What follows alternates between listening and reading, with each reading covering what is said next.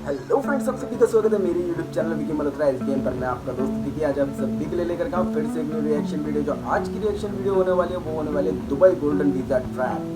तो देर न करते हुए चलिए वीडियो को स्टार्ट करते हैं। और अगर फ्रेंड्स आप मेरे चैनल पर नए हैं तो प्लीज़ मेरे चैनल को लाइक शेयर सब्सक्राइब करना ना भूलें। फ्रेंड्स मैं आप सभी से माफ़ी चाहता हूँ कि मैं बहुत टाइम बाद वीडियो ला रहा हूँ। प्लीज़ वीडियो के एंड तक बने रहें, अपना प्यार पहले की तरह दिखाते रहें। और देर न करते हुए चलिए वीडियो को स्टार्ट करते हैं। पिछले कई दिनों से ये डिस्कशन हो रहा है कि क्या इंडिया का यूथ, भारत की जनता दुबई शिफ्ट हो जाएगी। म्यूजिक तो काफी प्यारा लगता है। ऐसी जगह जहां सोचकर देखिए ना इनकम टैक्स देना पड़ता है, ना वीजा रिन्यूअल की झंझट है, जहां लग्जरी लाइफस्टाइल भी मिलता है और ग्लोबल एक्सपोजर भी। और अब उस जगह ने अनाउंस किया है कि ऐसी वीजा पॉलिसी जो दुनिया भर के टॉप माइंड्स, क्रिएटर्स, कोडर्स और इन्वेस्टर्स को अट्रैक्ट करने वाली है बिना किसी रुकावट के।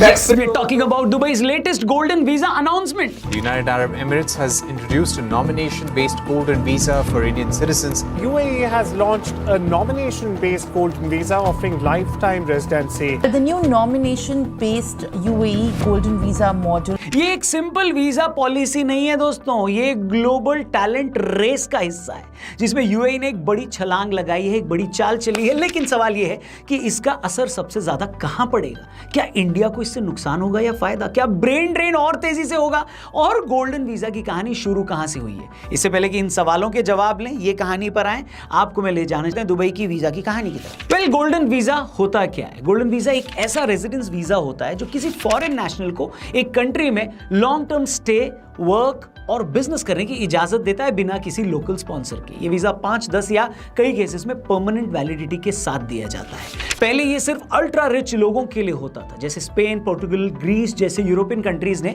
इकोनॉमिक क्राइसिस के बाद इसे लॉन्च किया था। बट यूएई ने इस कॉन्सेप्ट को एक नए अंदाज में 2019 में अपनाया, जहां पैसा इंपॉर्टेंट है पर टैलेंट और कॉन्ट्रीब्यूशन को और ज्यादा वैल्यू दी गई।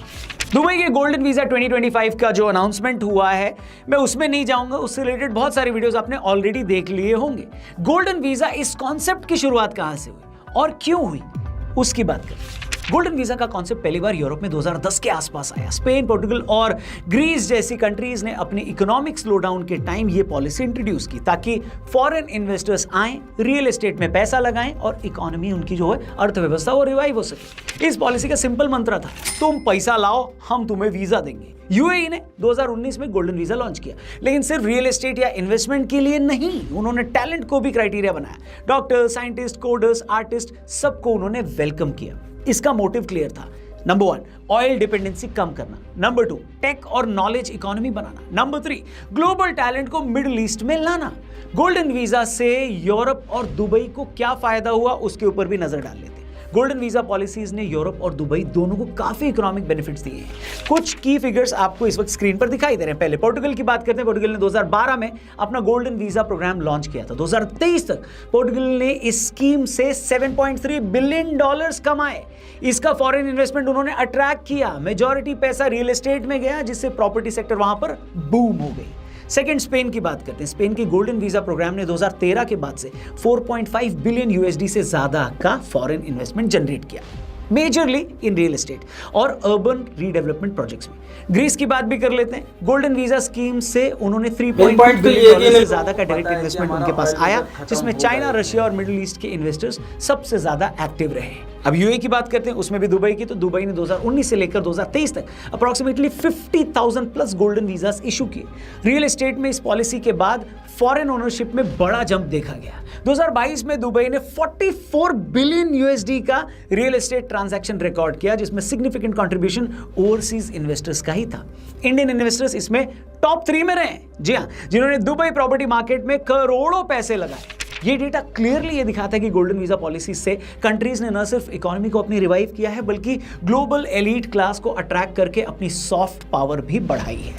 अब सवाल आता है कि दुबई को इससे फायदा क्या है? गोल्डन वीजा से यूएई को मल्टीपल बेनिफिट्स मिलते हैं। पहला, ग्लोबल ह्यूमन कैपिटल, यानी वर्ल्ड के बेस्ट माइंड्स दुबई में शिफ्ट हो रहे हैं। AI engineers, fintech founders, YouTubers, educators, एक ग्लोबल नॉलेज पूल दुबई में बन रहा है। Second benefit, economic diversification. पहले दुबई सिर्फ ऑयल और टूरिज्म के लिए जाना जाता था, अब tech startups, media houses, medical innovation, सब में बूम आ रहा है। तीसरा पॉइंट, वर्ल्ड क्लास इमेज। अब दुबई सिर्फ एक लग्जरी सिटी नहीं है, बल्कि एक फ्यूचरिस्टिक इनोवेशन कैपिटल बन रहा है, जहां लोग काम भी करते हैं और दुनिया को लीड भी करते हैं। और चौथा सबसे बड़ा फायदा जो लोगों को लगता है वो है टैक्स एडवांटेज। यूएई में इनकम टैक्स या कॉर्पोरेट टैक्स ऑलमोस्ट नेग्लिजिबल है, इसलिए टैलेंट रिच लोगों के लिए ये जन्नत जैसा है।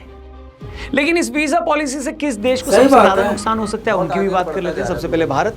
जी हाँ, पहला इंपैक्ट भारत पर होगा। ऑलरेडी 3.5 मिलियन से ज्यादा इंडियंस यूएई में हैं। अगर गोल्डन वीजा और इजीली मिलने लगेगा तो स्किल्ड प्रोफेशनल्स भी लार्ज नंबर्स में माइग्रेट करेंगे। पाकिस्तान, बांग्लादेश और नेपाल को भी नुकसान हो सकता है। इन कंट्रीज से भी स्किल्ड और semi skilled labour UAE migrate करते हैं।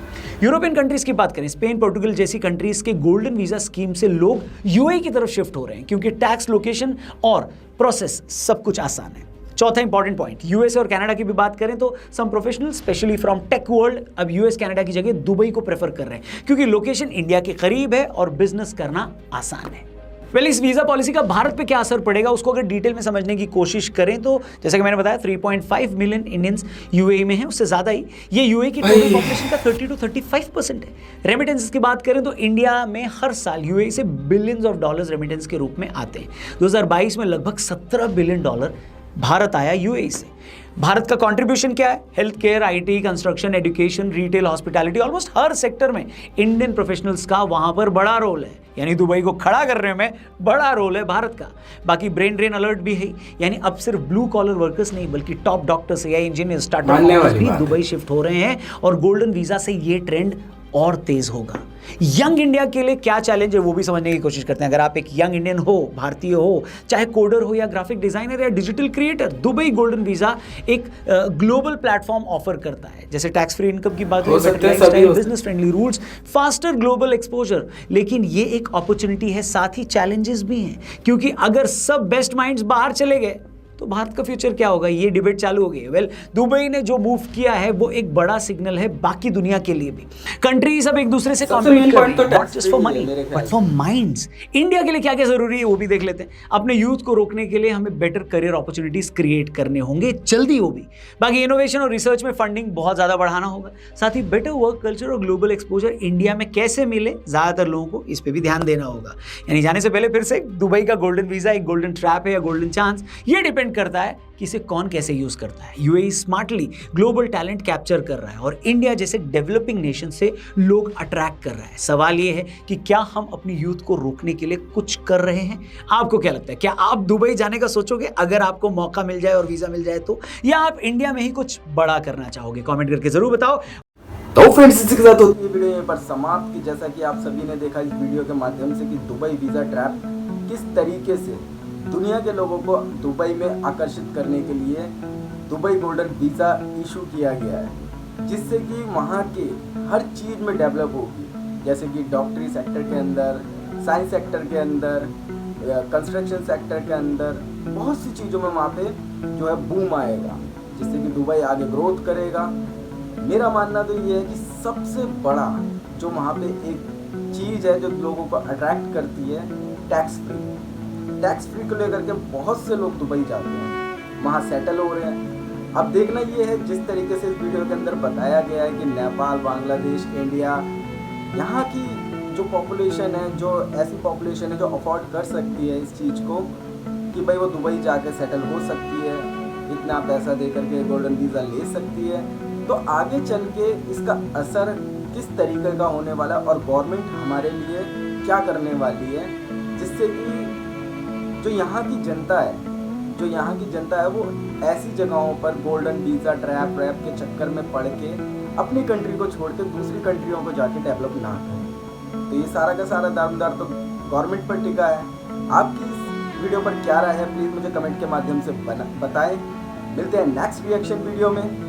जय भारत।